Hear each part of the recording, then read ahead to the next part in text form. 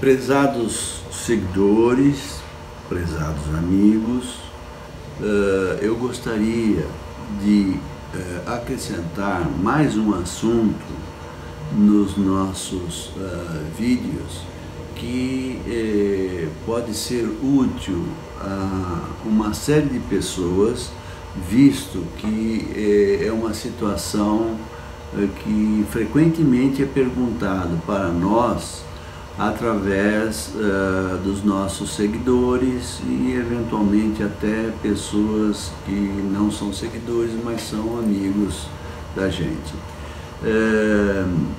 É sobre o crescimento com responsabilidade, ou seja, crianças, infantis, juvenis e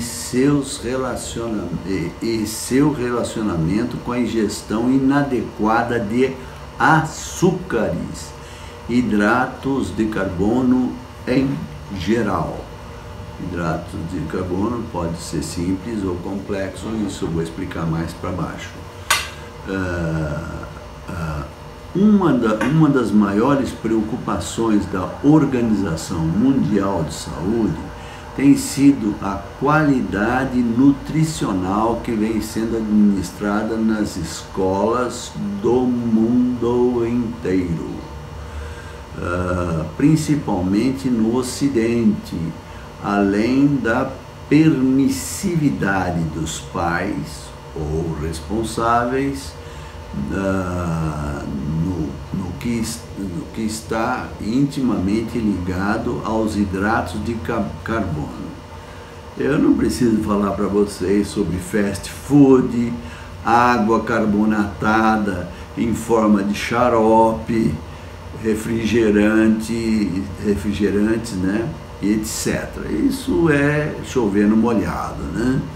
Pois isso não tem dúvida absolutamente nenhuma, apesar de as pessoas que são ligadas a isso não gostarem, isso é um grande desastre, pois além de levar à obesidade, dificulta o crescimento estatural em crianças, infantis, juvenis e adolescentes de forma relevante. Isso é uma coisa que vocês têm que prestar muita atenção.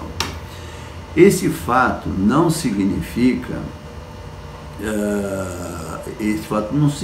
de um modo geral, sob nenhuma hipótese de que se deve dar hidrato de carbono, que não se deve dar hidrato de carbonos ou açúcares comum às crianças infantis e adolescentes ou pré-púberes e mesmo adultos, que eventualmente possam adquirir quando em doses corretas algumas doenças exógenas pela ingestão dessas substâncias, mas levando em consideração o fato que geneticamente existem fatores dominantes que deve-se frequentemente avaliar os riscos das suas intemperanças. Então, na verdade, o que eu estou propondo é que sejam temperantes com relação a esse tipo de hidrato de carbono. Eu fico até assustado de ver, por exemplo, em alguns países ocidentais do primeiro mundo, como Estados Unidos, etc., alguns, eu não vou discutir se é gostoso ou se é ruim, entendeu? Mas, por exemplo, donuts e outras coisas mais cobertas com chocolate, cobertas com um monte de outros grãos, entendeu? Que realmente são bomba atômica, né? Quer dizer, isso é para engordar elefante, entendeu? Isso é um grande problema que se deve levar em consideração. Os carboidratos são a fonte de energia mais importante e prontamente disponíveis do corpo, né? Disponíveis ao corpo. eles são uma parte necessária de uma dieta saudável para crianças e também para adultos, isso é óbvio. As duas principais formas de hidrato de carbono são o hidrato de carbono simples ou açúcares simples, incluindo a frutose, glicose, lactose, maltose. Tem dezenas de açúcares aí que são hidratos de carbono simples, e que também são encontrados em frutas e integrais nutritivos. Isso é importante a gente saber que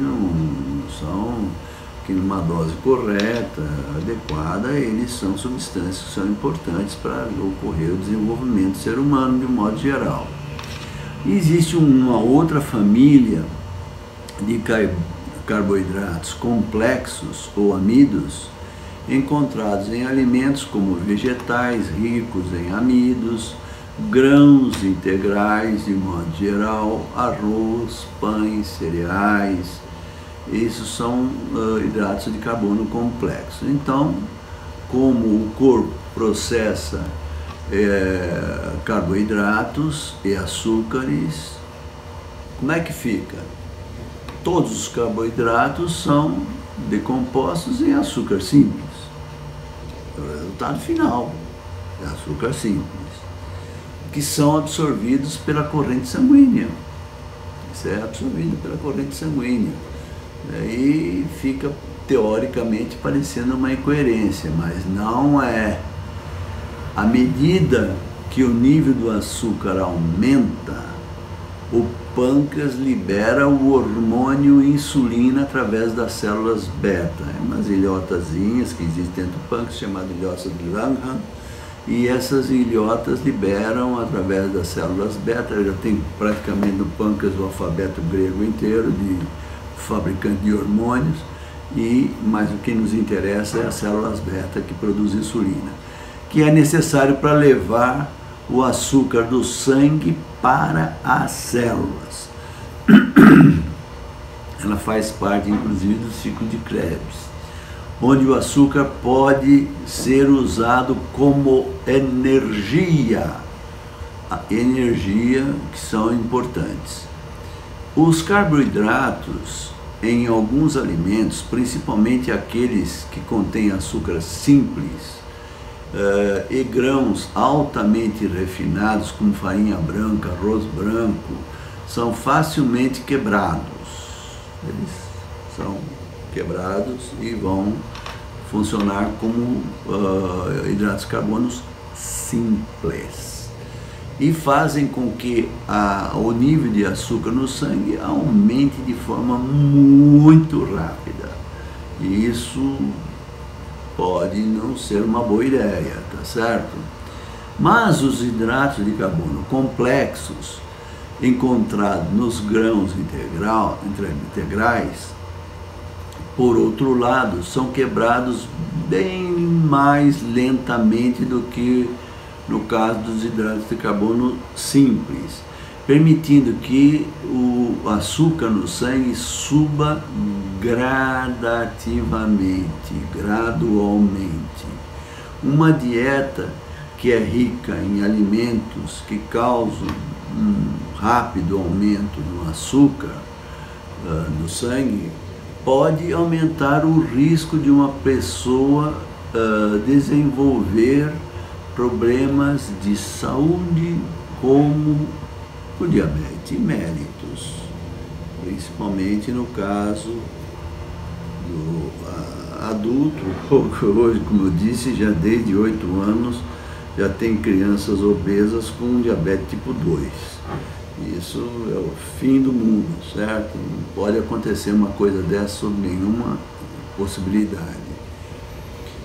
Uma dieta saudável, equilibrada para a criança, com 2 anos de idade, deve incluir 50% a 60% das calorias provenientes de hidrato de carbono.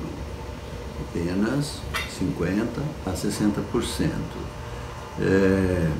A chave é ter certeza de que a maioria desses carboidratos vem de boas fontes e que o açúcar adicionado é limitado. Não é o açúcar de hidratos de carbonos simples, fáceis de quebrar.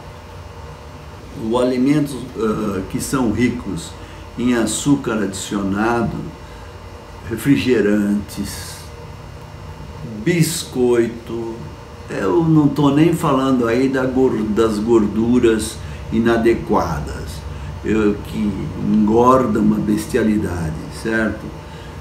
Bolos, doces, sobremesas geladas e algumas bebidas de frutas.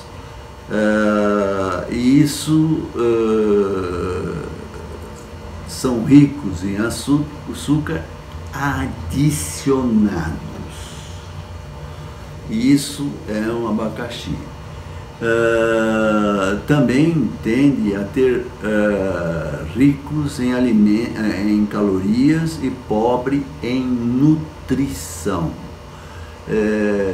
É muito comum você ver, por exemplo, pessoas de baixa renda apresentar filhos que são amamentados com, por exemplo, hidratos de carbono tipo maisena, entendeu? E só com maisena eles apresentam uma deficiência de uma série de substâncias e apresentam o cabelo amarelo, em pé e bem falho, entendeu? Isso chama-se kwashiorkor, entendeu? E é muito frequente no mundo inteiro, principalmente em lugares mais pobres, vamos dizer assim, de pior possibilidade de alimentação adequada de um modo geral, certo? Isso é importante. E uma dieta rica em açúcar é frequentemente associada ao quê? A obesidade, e muitos alimentos açucarados podem levar a cárie dentária. Isso é o mínimo. A deficiência de crescimento, há uma série de possibilidades desastrosas até o fim da vida das crianças. As mães deveriam, eu acho, de um modo geral, nosso grupo acha que as mães deveriam ir nas escolas e visitar as cantinas para verificar que tipo de alimentação é servida, entendeu, para as crianças, para evitar que isso não saia de lá com chocolates, doces, bolachas e outras porcarias que vão acabar fazendo com que os filhos sejam estigmatizados, seja pública ou seja autoestima depois de uma certa fase da vida. Então isso tem que ser levado em consideração. Isso é importante e eu não estou dizendo por questão de gosto, estou dizendo por questão de qualidade de vida e hábito alimentar, saúde. As diretrizes dietéticas para a Organização Mundial de Saúde de 2015 a 2020 recomendam que o açúcar adicionado seja inferior a 10%, o que dificilmente acontece, do total de calorias consumidas. Vê se tem cabimento. Aqui, as leis brasileiras consideram que se possuir 10% de suco de fruta, você pode chamar como se fosse uma substância natural. Se por acaso você não tiver 10% de fruta, então você não pode chamar suco de amora, você tem que pôr suco amora, entendeu? Se referindo ao sabor, ou de maracujá, se tiver 10%, pode chamar de maracujá. E se por acaso não tiver, é suco maracujá, entendeu? Que teoricamente é domínio público. Mas é o fim da picada, você por 10% e dizer que tudo isso é saudável, sem considerar os conservantes, os corantes e mais outras porcarias que vão ser envolvidas no meio dessas substâncias pseudo sucos de frutas, que não, na verdade não é, mas a indústria consegue superar isso através desses sutilezas, desses detalhes que vocês estão percebendo. Pode-se afirmar que a composição de refrigerante e afins são considerados como sendo um produto natural, quando isso é um ledo engano, não é verdade isso não acontece. Hoje, encontramos, como eu já disse, crianças de 8 anos com obesidade tipo 2, que é inconcebível até poucos anos atrás, muito poucos anos atrás, pois além de efeitos gatilhos para as pessoas propensas a diabetes mellitus, seguramente irá influenciar em sua estatura final. Isso porque irá comprometer crianças, infantes, juvenis e adolescentes na fase mais importante, em que ele vai ter o primeiro estirão, o primeiro surto, e seguramente no segundo surto também, porque existe um leve hiato nesse meio tempo, que é a alteração da estatura, né? Altura ou estatura. Além da exaustão das células beta do pâncreas, que levam diabetes mellitus, problemas vasculares, cardiorrespiratórios, dislipidemias, colesterol total, HDL, bom colesterol, LDL, mau colesterol, VLDL, que é um coeficiente, triglicérides, que é quilomicros gordura, que vai provocar a formação da gordura intraabdominal. Por outro lado, que realmente é responsável indiretamente pela aterosclerose em adultos. Isso não tem para onde correr, isso vai acontecer. Com cuidado, seu corpo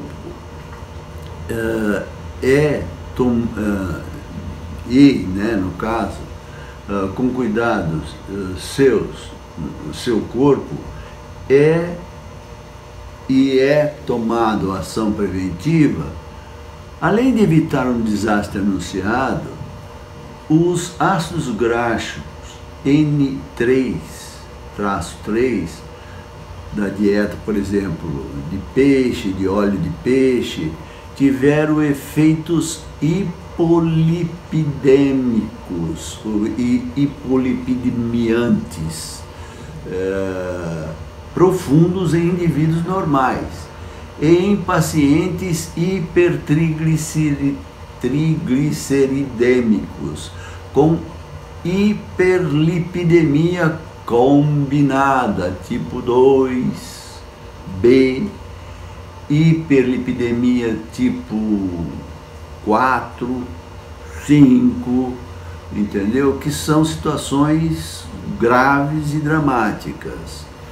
Nesses ensaios metabólicos cuidadosamente controlados, ocorrem, são pesquisas prospectivas que estão claras, não tem dúvida absolutamente desse tipo de problema, que é uma pandemia, é uma das coisas mais bem estudadas.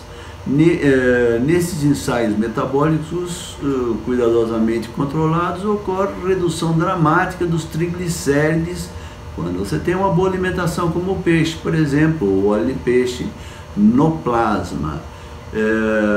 em menor grau no colesterol total no plasma. Redução no VLDL, que é um coeficiente, quilomicrons, que é triglicérides, alguns remanescentes, LDL, ApoB, ApoE também foram observados, que são substâncias que ajudam a engordar, e isso é importante. Os níveis plasmáticos de colesterol, no caso do HDL, ou seja, no HDL-C, que é o colesterol, tem uma base hereditária forte, com estimativas de hereditariedade de 40% a 60%. Veja,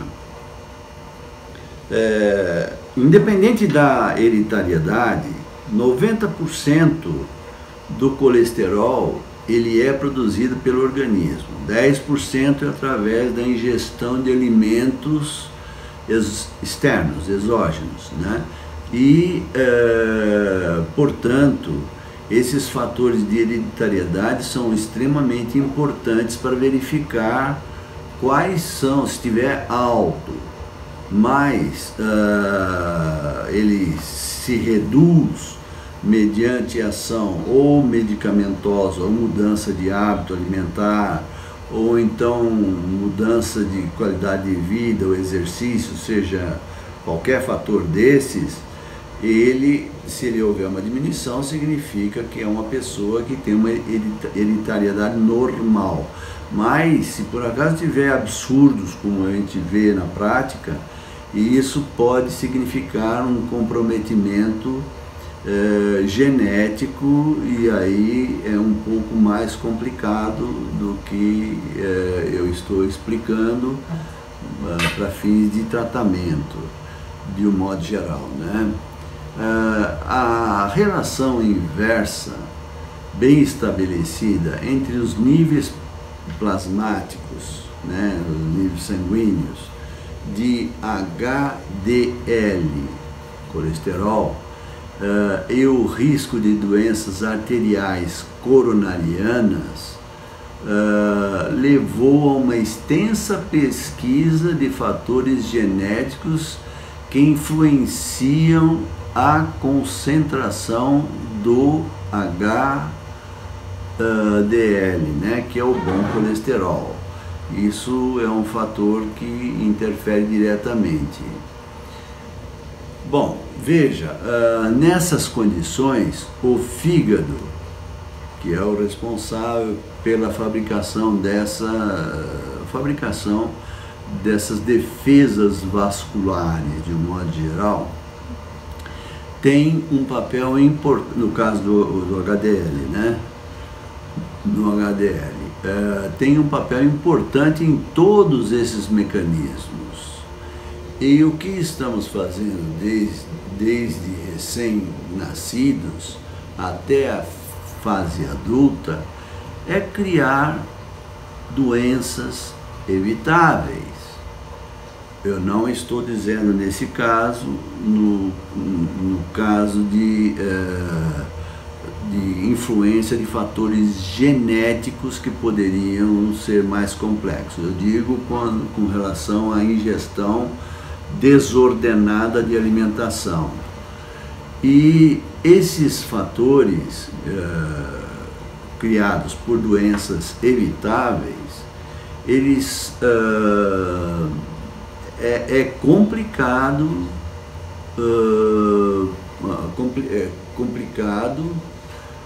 e complica muito nosso organismo, que é absolutamente perfeito. Entendeu? Ele tem sempre um fator agressivo e um fator defensivo. Às vezes supera o fator agressivo, mas de um modo geral ele sempre tem um fator defensivo e agressivo, além de uma sinalização adequada aonde deve ir cada substância com seus com as suas substâncias secretoras e receptoras, e que são mais, tem que compreender que o nosso organismo, ele é bastante complexo. Nós precisamos muito ainda aprender sobre isso, e que não aguenta desaforo, entendeu? Ele não adianta você querer postergar uma solução no sentido de achar que amanhã eu resolvo o problema de colesterol, eu resolvo o problema de crescimento, eu resolvo o problema de alimentação, eu vou comer menos, vou emagrecer, tal e coisa. Não funciona assim o nosso organismo. Se você agredi-lo, ele vai responder imediatamente. O nosso organismo não aceita com que passe, vamos dizer, que ele acompanhe a nossa vontade pessoal. Você sempre que tiver um problema de saúde, você deve imediatamente tomar uma ação preventiva, ou então, se já passou o tempo, será uma ação curativa. Mas sempre procure pessoas que tenham condições éticas, sérias, responsáveis, que possam lhe ajudar e que estão preocupados com a sua qualidade de vida e a qualidade de vida das crianças, de um modo geral, da sua prole, e evitando assim uma complicação que muitas vezes não é reversível e vai durar por praticamente toda a vida e vai antecipar a sua comorbidade e morbidade. Portanto, tome cuidado com isso. São coisas que você pode evitar. Não seja afobado, entendeu? No sentido de nem apavorado, no sentido de tomar atitudes de automedicação ou qualquer coisa assim. Procure um profissional que vai lhe orientar de forma adequada, correta e segura, e vai te dar uma qualidade de vida inquestionável.